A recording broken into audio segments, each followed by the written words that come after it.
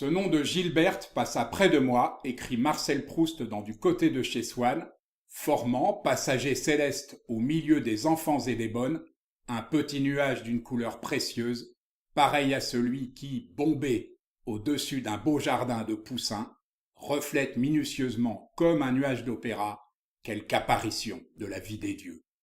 Et ce n'est pas la dernière fois que l'écrivain cite le nom de Poussin dans le cycle de la recherche. Ainsi l'utilise-t-il dans Sodome et Gomorrhe pour éreinter la jolie marquise de Cambremer, à laquelle il suffisait qu'on dise qu'un peintre était passé de mode pour que sa dévotion pour lui s'évanouisse instantanément.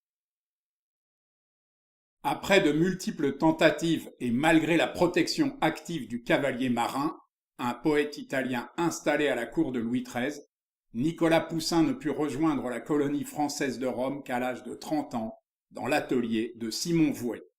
Ce peintre talentueux, aujourd'hui décrié pour sa trop grande théâtralité, était fortement influencé par Caravage. C'est assez sensible dans les deux toiles qui firent la célébrité de Poussin, la mort de Germanicus et le martyre de Saint-Érasme, bien que la magnificence des couleurs elles-mêmes évoque plutôt Pierre de Cortone.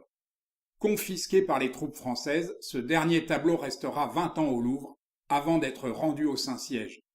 Quant à la mort de Germanicus, cette œuvre démontre, et de quelle façon, l'extraordinaire soif de savoir de Poussin, puisque sa composition semble inspirée de sarcophages romains antiques et que son rideau de fond est emprunté à la scène de Franz Pourbus le Jeune, un peintre flamand du siècle d'or, décédé quelques années auparavant.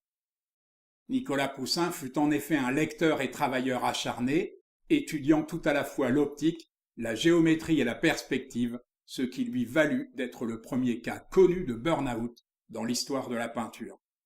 Une fois rétabli, il prit la décision, très courageuse pour l'époque, de ne plus suivre que sa propre inspiration dans le choix de ses sujets.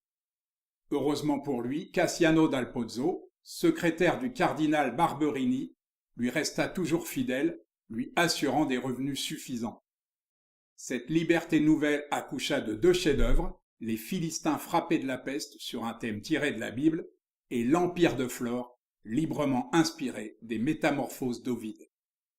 Après des péripéties dues principalement à l'insolvabilité de son commanditaire, le premier de ces deux tableaux sera acquis par le roi de France et l'on peut l'admirer au Louvre.